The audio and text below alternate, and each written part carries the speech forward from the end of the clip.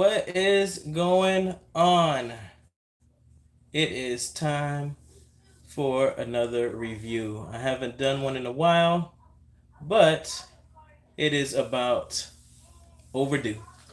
So let's go ahead and talk about the brand new movie that came out on Friday. I actually saw it Saturday. Went to go No, actually I went to go check it out on the first day, which was Friday, the 11th of November 2022 at the Paragon Theater. Um, the theater was a little subpar when it comes to the sound. It didn't have surround sound, the surround sound that I'm used to with the speakers in front, behind, on the side. It just had the front speakers. It had the proper seating, the proper seats with the recliners and everything, but just the sound just wasn't there for me. And y'all know sound is pretty much everything to a blind guy, so I gotta give them a bad review on that one. But that had nothing to do with the movie itself. The creators, producers, actors, actresses. I thought the movie was awesome. Okay, it was a great movie. I did have a couple problems with a few things, but we'll get to that in a second. I'm not gonna make this a long review. It is only me. Um, been on the road doing some shows out of town, and now it's time for me to go ahead and get back into home mode. Hopefully, y'all do not hear my children being loud outside, but um, let's get into it. Wakanda Forever. It is part two of the Black Panther movie. Black Panther came out during the pandemic, didn't it? Yeah, during the pandemic in the beginning stages of it, so it's been a couple years. But, you know, the big thing that happened is Chadwick Boseman, which was the original Black Panther, passed away. Unfortunately, rest in peace, brother. He was in a few movies. He also has another movie on Netflix called A Message from the King. He's actually using the same the same accent from Black Panther in that movie, but it is a great movie. He does a wonderful job acting. Y'all should check it out. It's called A Message from the King. I did not do a review on that because I wasn't doing reviews yet. But again, go ahead and check it out. It has an awesome storyline, and um, you'll like it. You'll like it. The ending added a big twist to it. So check it out. But this movie here, of course, all Marvel movies are long. You're in there for about 3 hours or more. But you don't even notice it because the productions are good. I can count on one hand how many of the Marvel movies I didn't care for that I went to check out in the theaters. This one was not one of them. Uh, of course, this takes place after uh, Black Panther expires, and since he passed away in real life, they made it that way in the movie. They did not try to duplicate him, they did not try to replicate him or anything like that. Didn't have a doppelganger anywhere. Um, they gave him his proper farewell. They made sure you knew that he was gone. Um, they made it similar to the real way that he passed away, just not parallel, but it was similar. Um, he caught an illness and he could not overcome it. They showed pieces of the goodbye ceremonies, and throughout the movie, they did keep recalling it up until the end of the movie. Um, the I kind of figured that it was already implied that somebody was going to put that suit on. I'm not going to tell you who for those people who haven't seen the movie. I'll tell you closer to the end for those who have. I'll give you the chance not to check it out. I mean, not to hear it, just so I won't spoil the movie for you. Um, what I am going to do is um, just tell you about what happened in it and make sure that you have a great understanding for what you're going to see. And number one, you're going to see an action movie. You're going to see some crazy stuff going on. Okay, you're going to see some wild action. Of course, the cinematics really help this movie out. How does a blind guy know about the cinematics and everything? Because it's audio described. Okay, we us blind folks, we have our accessible ways of doing things, and they had the accessible headphones, so I can get the audio description while I listen to the movie. You know, the all the dialogue and action and everything. So they describe what was going on in the movie. Now, I can tell you something that for a blind guy, of course, I couldn't see her face, but I did not know that Angela Bassett was in this movie. I did not. It may be the most obvious person that was in this movie, but I didn't know that. The accents disguise everything for me. You understand? There was not people's regular voices. I don't even know if I would know her voice if she spoke right now. I couldn't pick her out. But um, this movie basically takes place in Wakanda, in Virginia. Um, they moved around a lot to the ocean, deep ocean, in the sky. It was in a lot of different places. Of course, Shiri, Black Panther's T'Challa's sister, is basically the main character in this, besides the villain, which was Kuku Kong. And this is where they lost me. I can't say that I agreed with this villain because it was weird. Kuku Kong is a flying fish man with wings.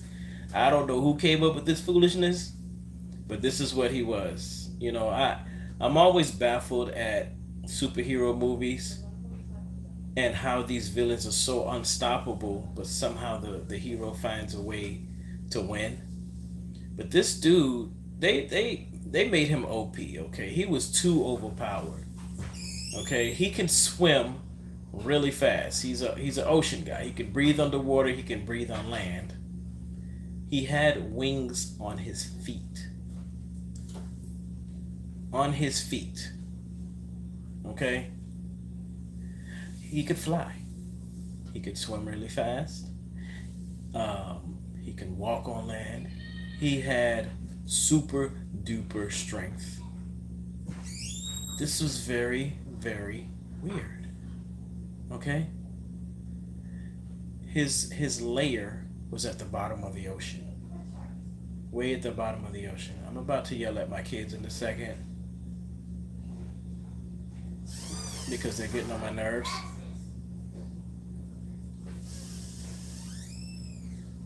Close my door.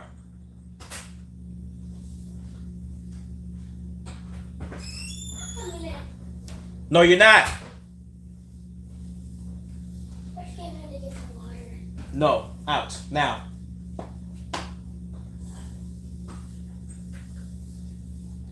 Damn kids these days don't know how to stay outside. My parents had to come find me.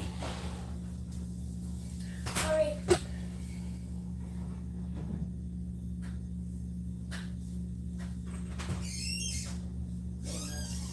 Y'all don't know how much this angers me right now.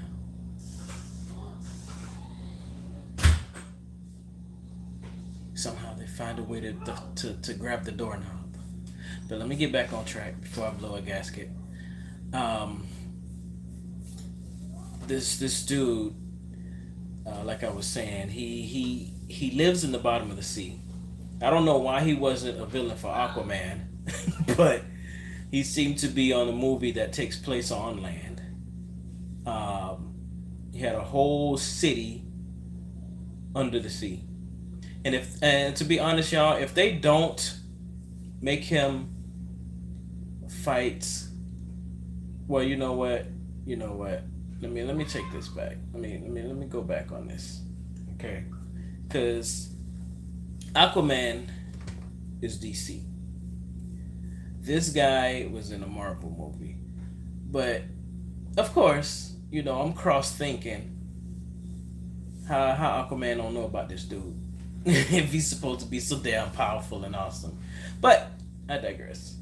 But this guy has a whole city, a whole nation under the ocean. These people with breathing gills and things on them living below the ocean. Of course, they supposed to be living under the ocean, but they have caves and things where they're breathing and stuff like that. And this guy has it out for a scientist who created a machine that creates vibranium. And vibranium, of course, is why Wakanda is so strong. It's the strongest nation on Earth at this point, in these movies, because vibranium is very, very valuable. But there's a scientist in in Virginia. What university was that? Man, I'm drawing a blank. But damn, how do I do this without telling you the movie? If you haven't seen the movie yet, this is your time to cut it off, because I got to get into this part, because it was a big surprise who this scientist was, who this genius was. Okay,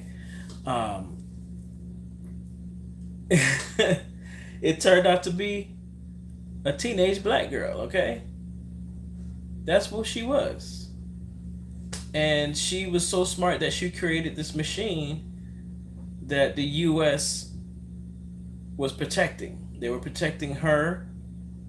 Apparently not enough, but they were protecting her, and they had to figure out how they were going to keep this a secret.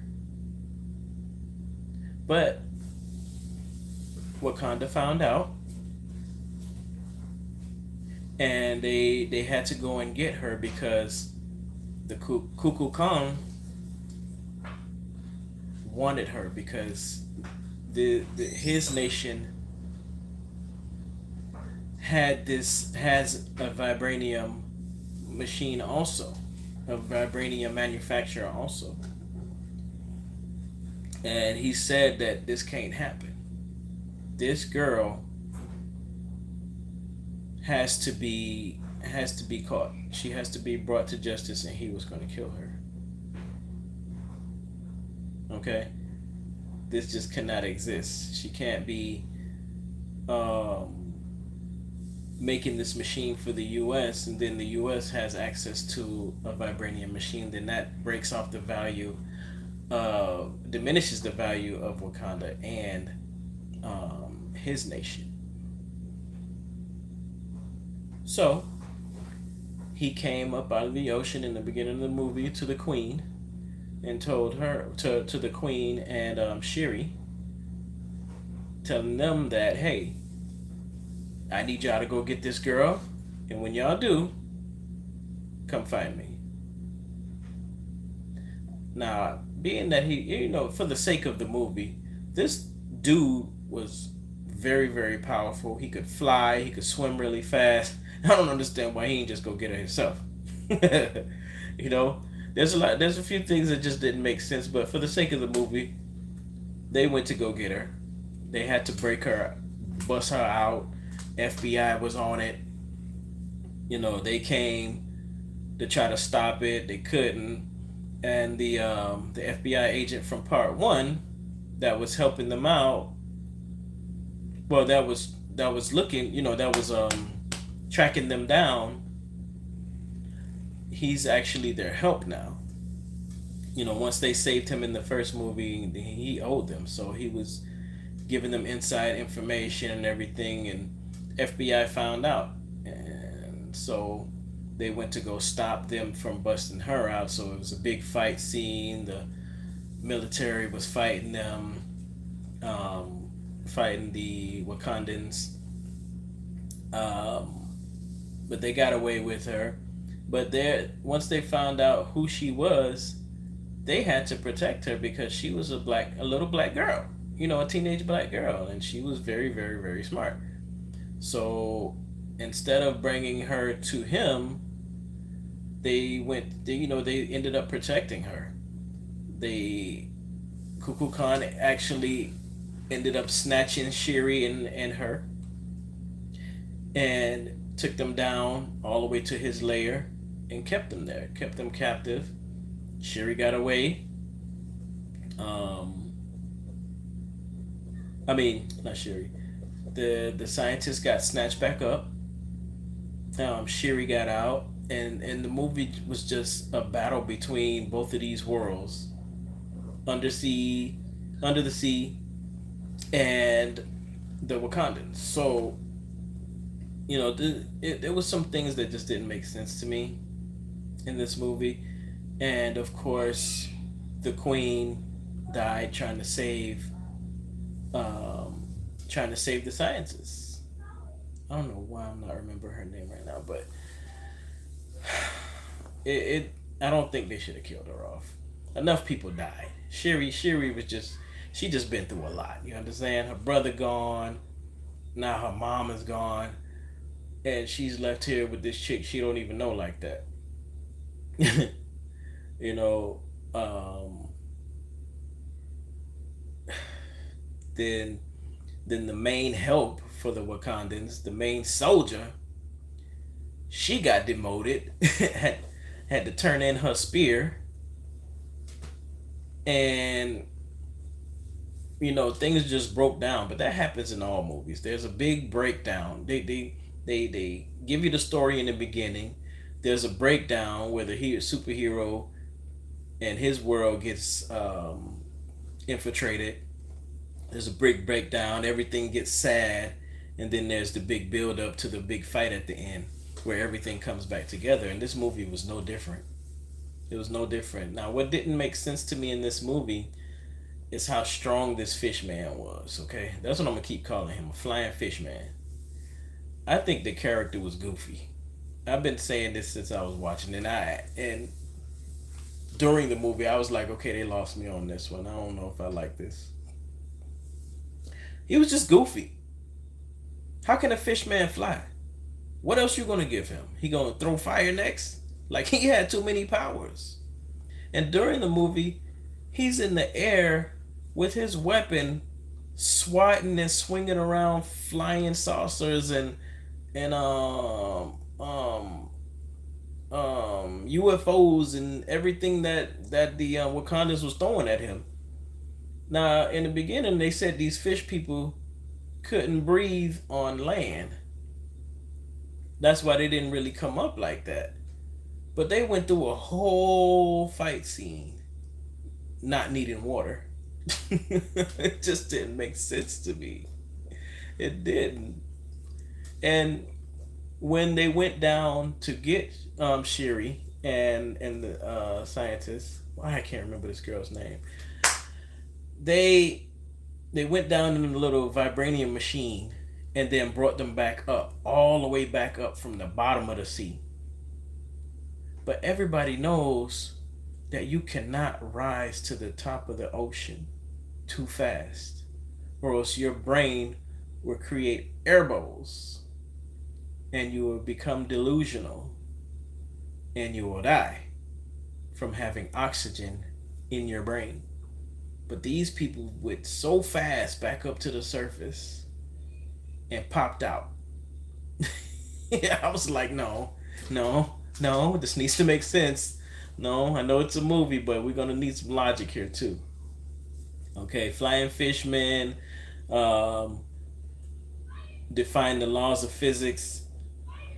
No, not making sense. Okay, but this dude was swatting, like flying and swatting away big old aircrafts with just him himself. He only had wings on his feet, but he's flying around and slinging these big old aircrafts around, throwing them to the ground and making them crash, throwing them at each other. I'm like, y'all getting real damn ridiculous, okay? I'm gonna need y'all to make more sense than y'all making right now.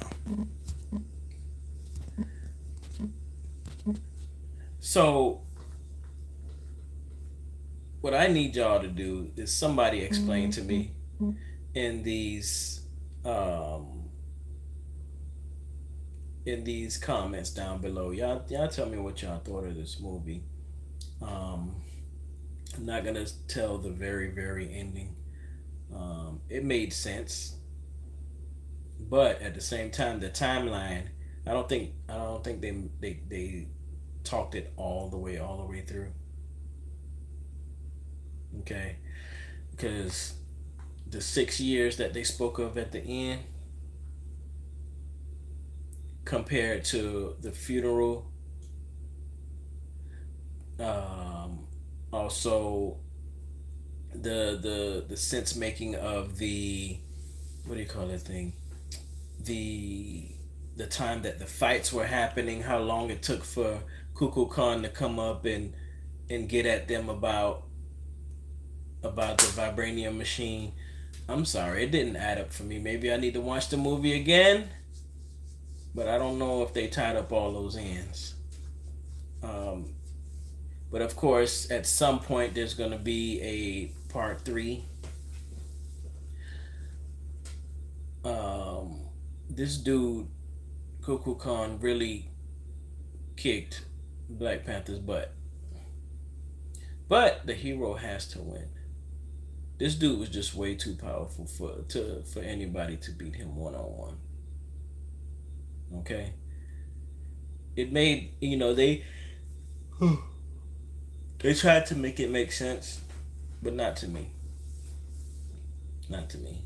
Not being a superhero villain fan, comic books type of stuff. I know how this stuff goes. The hero has to win. It's very rare that the villain wins, but sometimes it has to make complete sense. Okay. I know there's some things that I forgot. I've only checked the movie out once, but I want y'all to know that it was a good movie. It was an excellent movie. They paid tribute to the Black Panther character and Chadwick Boseman.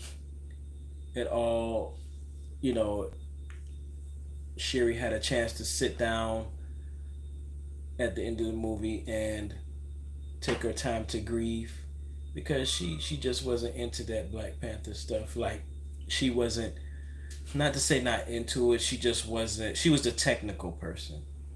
She wasn't the fighting person, and she had to transition to that stuff. Wow, the word transition is used differently nowadays, but um, this movie took a lot of different turns, a lot of different emotions. Of course, there's a lot of sadness. Um, they did the whole ritual, their ritual for Black Panther. For her brother, actually T'Challa, not the Black Panther, but of course that was mixed in there. But they did the tribute to him, which really felt like a tribute to Chadwick Boseman. Um, Also, she did the same tribute for her mom,